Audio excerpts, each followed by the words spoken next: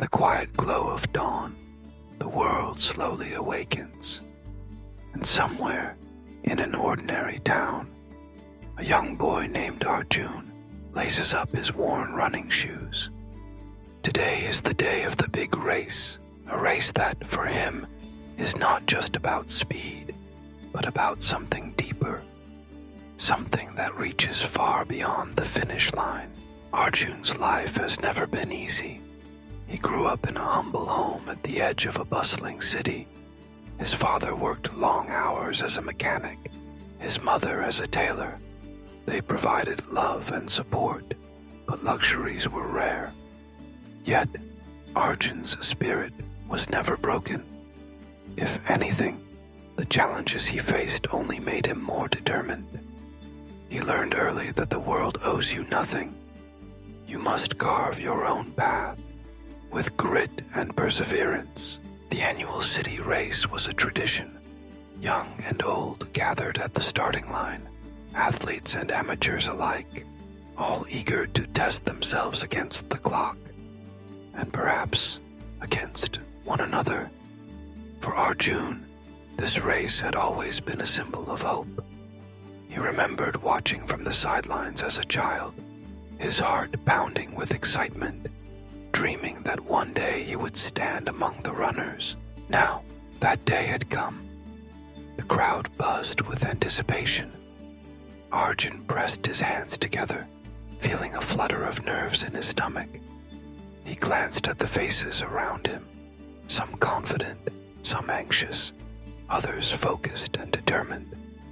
Among them, he spotted Ravi, a boy from a wealthy neighborhood.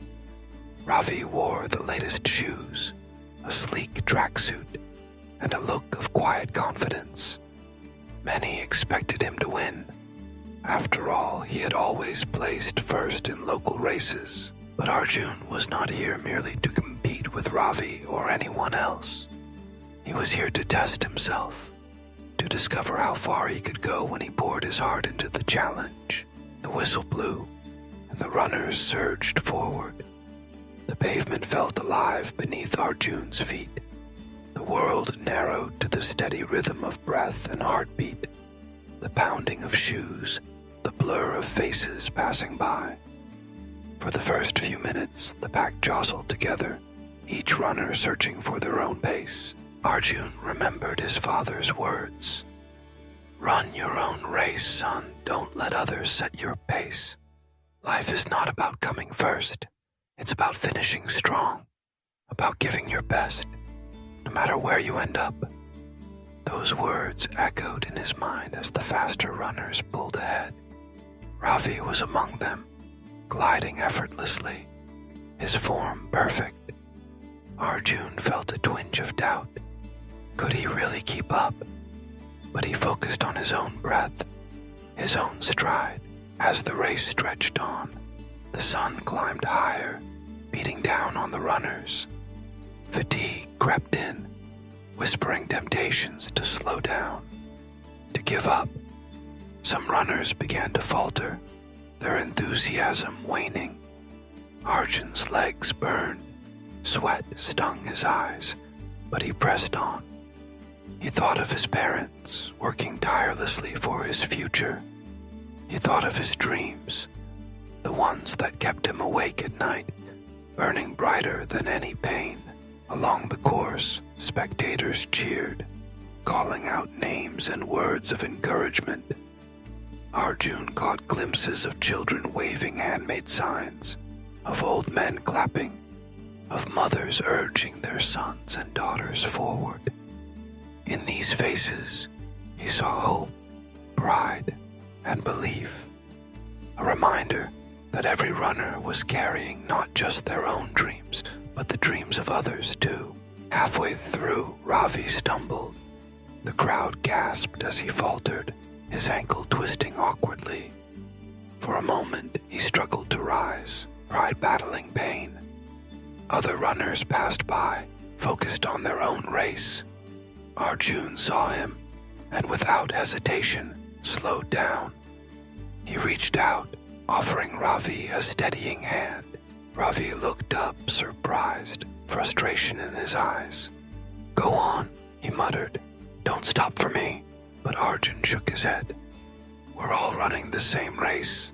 Today, let's finish it together." Ravi hesitated, then accepted the help. With Arjun's support, he found his footing. Side by side, they ran, not as rivals, but as companions bound by the same struggle. The crowd, witnessing this act of kindness, erupted in applause. In that moment, the true spirit of the race revealed itself, not in competition, but in compassion. As they neared the final stretch, the finish line shimmered in the distance, a beacon of triumph. Other runners surged ahead, striving for victory.